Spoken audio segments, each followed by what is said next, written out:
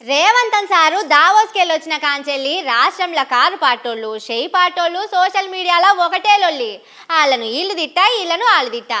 కేటీఆర్ సారేమో ఇంట్లో ముట్టుడుందని 2-3 రోజులు బయటికి రాలే. ఇగో ఇవాళ బయటకు వచ్చిండు. దావోసు పెట్టుబడుల కథ ఏంది, నిన్న మొదలుపెట్టిన పథకాల సంగతి ఏందో హర్చుకుందాం పారి. కేటీఆర్ సారు మొన్న రేవంతన్ సారు 1,70,000 కోట్ల రూపాయల కంపెనీలు తీసుకొస్తే మీకు కడుపు మండుతున్నదట, అరుగుతలేదట కదా. కాంగ్రెస్ వాళ్ళు బ్యానర్లు కూడా వేసిండ్రు, నిజమేనా?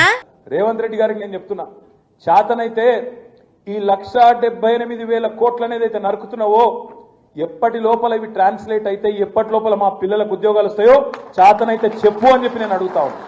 నిజమే సారు, ఇల్లెల్కంగానే పండుగ కాదు, ఇన్ని తెచ్చినాం అన్ని తెచ్చినామని పోయినేడు కూడా ఇట్లనే చెప్పుకున్నారు. మరి ఆ కంపెనీలు ఏడబెట్టిండ్రో కొలువులు ఎవలకిచ్చిండ్రో జాడలేదు. సరే గాని కాంగ్రెస్ వాళ్ళు రైతు భరోసా పైసలు ఇస్తారట, దీని మీద ఏమంటారు? కాదు, నాకు రేవంత్ రెడ్డిని చూస్తే డౌట్ వస్తుంది. అపరిచితున్న సినిమా ఉండే, ఇప్పుడు సేమ్ ఉన్నాడు రాము రేమో.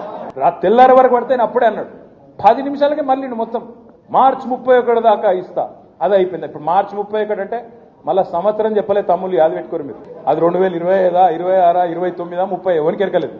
ఎందుకంటే వీళ్ళ మాటలకు గ్యారంటీ లేదు. ఏహే ఊకోండి సారు, మీ కారు పాటోళ్లే లొల్లి చేస్తున్నారట. పాపం ఉట్టిగా సీఎం సారును బద్నాం చేస్తున్నారు. రాష్ట్రంలో పబ్లిక్ అంతా మస్తు సంబరంగా ఉన్నారట. 6 గ్యారంటీలు వచ్చినాయని మస్తు ఖుషిగా ఉన్నారట. చూసిన లేదు కానీ మేము చిన్నగా ఉన్నప్పుడు అహనా పెళ్ళంటాను ఒక సినిమా వచ్చిండే. అందులో వాడు చాలా పీసీ రోడ్ ఉంటాడు. ఆ కోట శ్రీనివాసరావు క్యారెక్టర్ చాలా పీసీలు అయిన ఉంటాడు. ఆయన అక్కడ కింద కూర్చోబెట్టి అన్నం పెట్టి అన్నంలో పచ్చడి వేసి ముంగట కోడిని ఎలాడదీస్తాడు. కోడిని ఎలాడదీసి చూసుకుంటా తిను అంటాడు, ఇదే చికెన్ అంటాడు. సేమ్ రేవంత్ రెడ్డి ప్రభుత్వం కాంగ్రెస్ ప్రభుత్వం కూడా వీళ్ళ వ్యవహారం కూడా గట్లే ఉన్నది. అవు ఇది కూడా నిజమే సారు. వాళ్ళ పార్టీ ఎమ్మెల్యే రాజగోపాలం సారు కూడా అన్నాడు ఇదే మాట.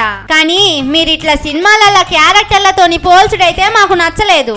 నేనే హీరో, అందరూ నన్నే ఆదర్శంగా తీసుకోవాలని అప్పట్లో ఢిల్లీకి పోయి మరి చెప్పుకుండు రేవంతన్ సారు. మీరేమో ఇట్లా కామెడీ క్యారెక్టర్లతోని తిక్క తిక్క చేసే క్యారెక్టర్లతోని పోలుస్తున్నారు. ఏమన్నా పద్ధతేనా సారు ఇది?